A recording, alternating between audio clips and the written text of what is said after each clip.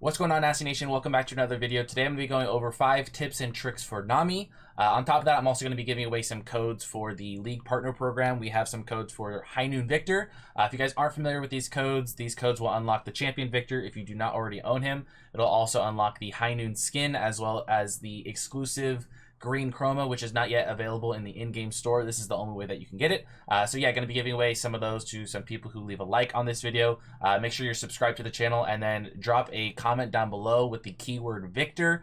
That'll be my way of identifying who's trying to join the giveaway. So we got that going on. Other than that though, I hope you guys go on to enjoy this video, find it helpful, and without further ado, let's get into it. Alright, so first things first, I wanted to take a look at Nami's passive. It's a pretty straightforward and simple passive. It just makes it so that any of your abilities that interact with an ally will give them movement speed as well as yourself. If any of your abilities are used on yourself, you also get movement speed. So it's pretty straightforward and simple. You can kind of play Nami without giving this too much thought. It'll kind of just work as you go on and play your game.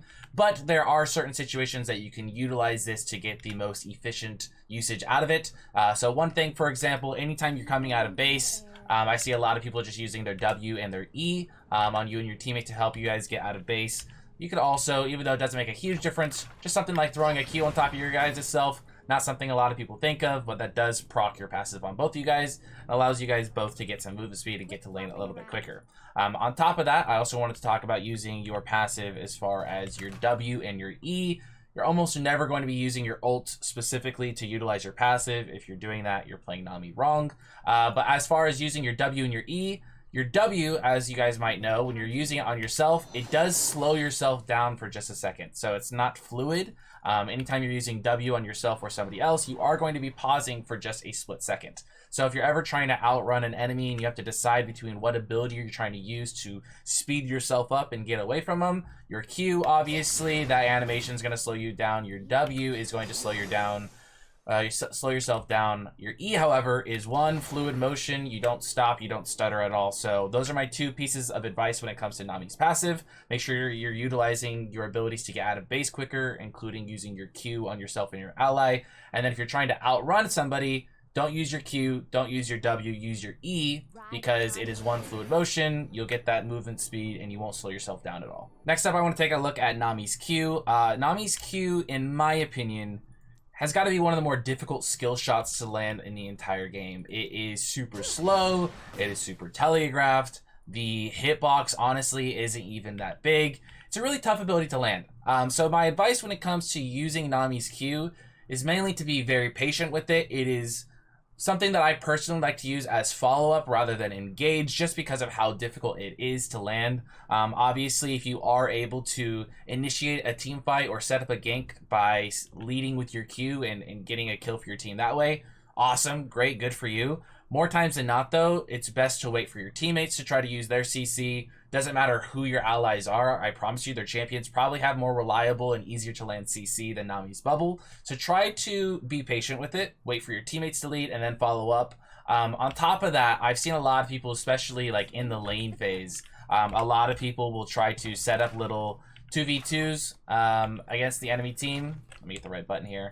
And when you're going for a Q engage, again, on top of it being very difficult to land, it is all of the CC that you have in your kit pre-6 in the lane phase. So if you go for your Q to initiate a 2v2 or something like that, and you miss it, now you're going to be on a super long cooldown, and the enemy team has the opportunity to engage on you. So again, be patient. I'm not saying never try to use your Q to initiate for a gank or a 2v2 fight or a team fight or whatever it may be. You can still look for it, but more times than not, be patient, because you will either have the opportunity to follow up on your teammate's CC, or you can just hold on to it and wait for a good opportunity instead of potentially wasting it, having that long cooldown and giving the enemy team the opportunity to run at you.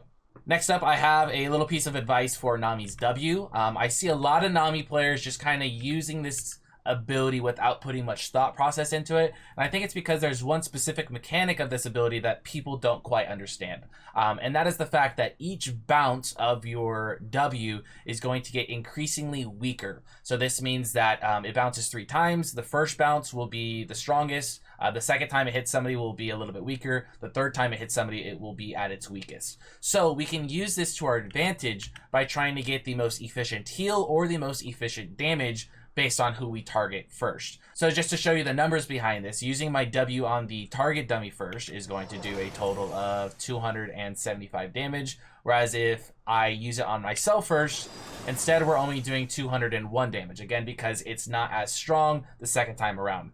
So the same concept can be applied if you take some damage yourself.